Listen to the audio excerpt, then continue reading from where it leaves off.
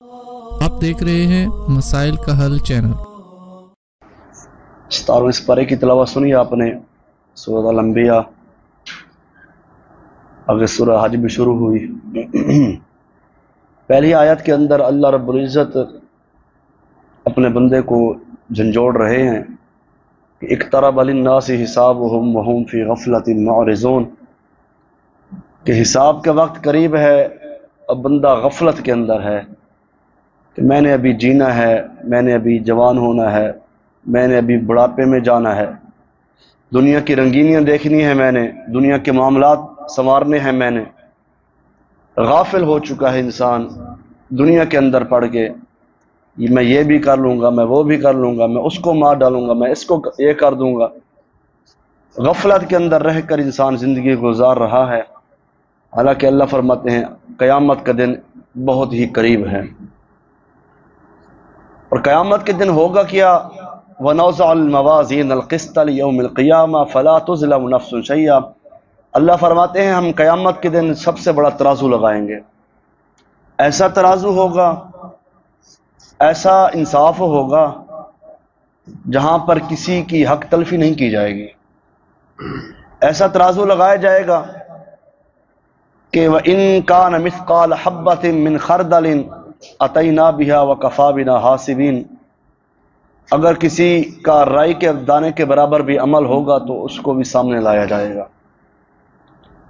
اگر کسی کا رائی کے دانے کے برابر بھی گناہ ہوگا تو اس کو بھی سامنے لایا جائے گا۔ میزان کے اندر ہر چیز کو تولا جائے گا، وزن کیا جائے گا، چھوٹی سے چھوٹی نیکی فَمَن يَعْمَلْ مِثْقَالَ ذَرَّةٍ خَيْرًا يَرَهُ، چھوٹی سے چھوٹی نیکی اس کو بھی انسان دیکھ لے گا، اس کو بھی ترازو میں رکھا جائے گا۔ وَمَن يَعْمَلْ مِثْقَالَ ذَرَّةٍ شَرًّا يَرَهُ، چھوٹی سے چھوٹی برائی بھی اس کو بھی ترازو میں لایا جائے گا۔ ایک اور حدیث کے اندر نبی علیہ الصلوۃ والسلام فرماتے ہیں ایسا ترازو لگایا جائے گا، ایسا حساب کتاب ہوگا کہ اگر ایک سینگ والی بکری نے بغیر سینگ والی بکری کو بھی مارا ہوگا تو اس کا بھی حساب ہوگا۔ اس قدر ترازو ہوگا، ایسا ترازو ہوگا۔ والوزن یومئذ الحق، اللہ فرماتے ہیں اس دن وزن حق ہوگا۔ فمن ثقلت موازینہ، جس کا ترازو والا پلڑا بھاری ہو گیا، نیکیوں والا پلڑا جس کا بھاری ہو گیا، فاولئک هم المفلحون، اللہ فرمائیں گے یہ جماعت کامیاب ہے، یہ شخص کامیاب ہے جس کا ترازو نیکیوں والا پلڑا جس کا بھاری ہو جائے گا۔ دوسری آیت کے اندر سورۃ القاریہ میں فمن ثقلت موازینہ فہو فی عیشۃ راضیہ، جس کا ترازو والا پلڑا بھاری ہو گیا نا تو وہ عیش و عشرت کی زندگی گزارے گا، وہ خوبصورت زندگی ہوگی اس کی، وہ کہے گا تو میرا تو نام اعمال بھی بہترین آ چکا ہے۔ ومن خفت موازینہ، اور جس کا یہ ترازو ہلکا ہو گیا، نیکیوں والا پلڑا ہلکا ہو گیا، بھئی برائیاں اس کی زیادہ ہوں گی، ہلکے سے مراد، تو اس کا کیا ہوگا؟ فَأُمُّهُ حاویہ، اس کا ٹھکانہ حاویہ ہوگا۔ اللہ ہمیں محفوظ فرمائے۔ یہ جہنم کا ایک نام ہے حاویہ، تو یہ سورۃ القاریہ کے اندر اس کا نام آیا ہے، تو ہمیں پناہ مانگنی چاہیے ہر وقت جہنم سے۔ تو کل قیامت کا دن جو ترازو لگے گا، پلڑے وزن کیا جائے گا، تو نبی علیہ الصلوۃ والسلام فرماتے ہیں، ابن ماجہ کی روایت ہے کہ ایک ایسا شخص لایا جائے گا جس کے نام اعمال کے اندر 99 رجسٹر ہوں گے اور وہ سارے کے سارے گناہوں سے بھرے ہوئے ہوں گے۔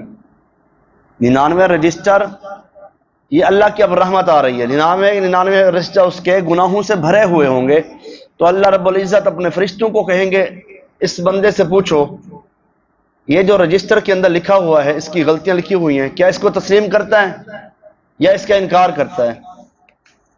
تو فرشتے کہیں گے اللہ وہ تو بندہ آج اپنی غلطی کا اقرار کر رہا ہے، آج انکار نہیں کر رہا، کیونکہ وہ ہر چیز اس کے سامنے ہوگی نا۔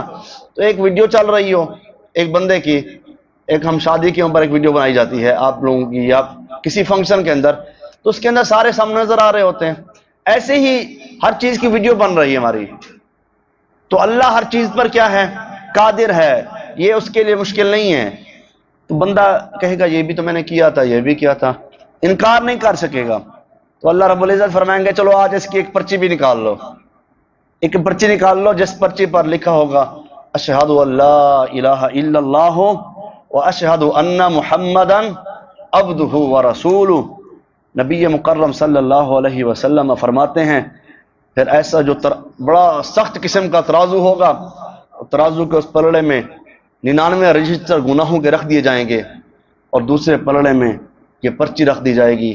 نبی علیہ الصلوۃ والسلام فرماتے ہیں یہ پرچی والا پلڑا بھاری ہو جائے گا. یہ معاف کرنے کا انداز ہے نا میرے مالک کا، کیسے بندے کو معاف کر رہا ہے. گناہ پہ گناہ، اتنے گناہ ہیں کہ رجسٹر بھرے گئے، لیکن اس کا جو نظام ہے اس نے اپنے بندے کو معاف کرنا ہے.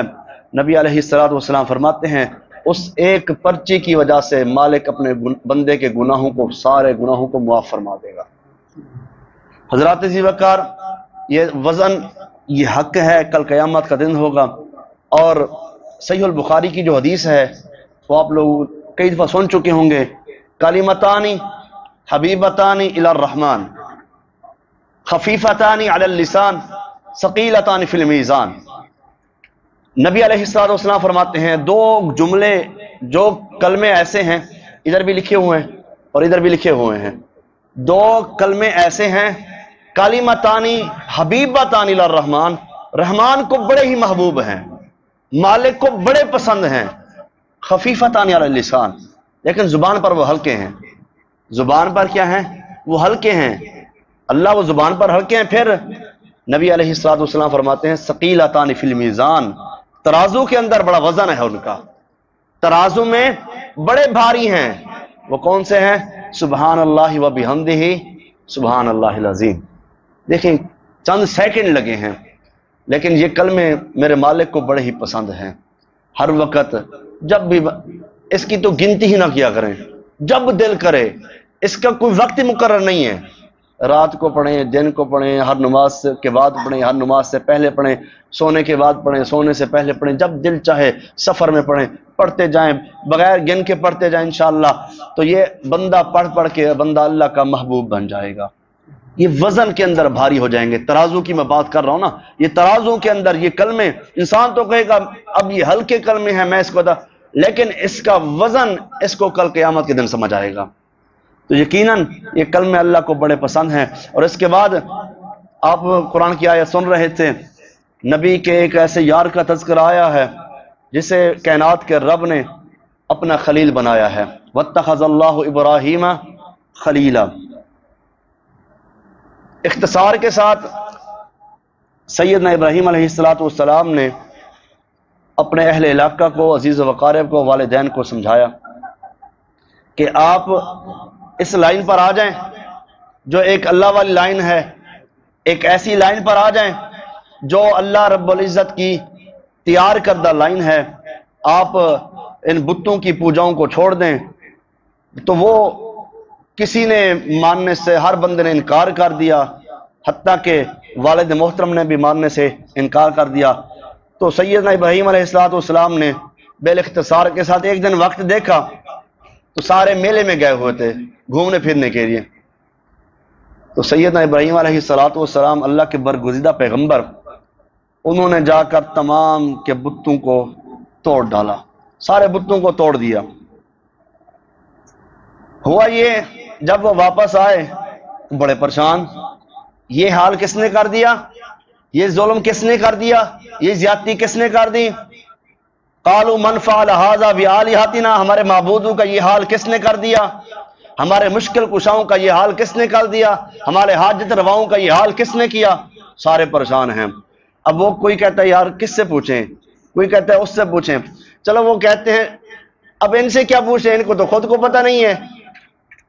دیکھیں جو حاجت روا ہو اس کو حاجت نہیں ہوتی، جو مشکل کشا ہو اس کو مشکل پیش نہیں آتی. اب یہ خود تکلیف میں آ گئے، ان کو پتہ نہیں ہے ان کو یہ تکلیف دے کر کون گیا ہے، ان کو یہ پتہ نہیں ہے ان کے بتوں کو توڑا کس نے ہے، اور یہ بتا نہیں سکتے.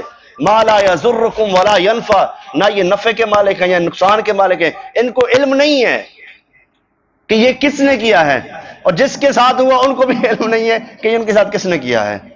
دیکھیں نا میرے رب کی توحید، دیکھیں توحید کس قدر اللہ نے اپنے نبی علیہ الصلوۃ سیدنا ابراہیم کو یہ عطا کی تھی.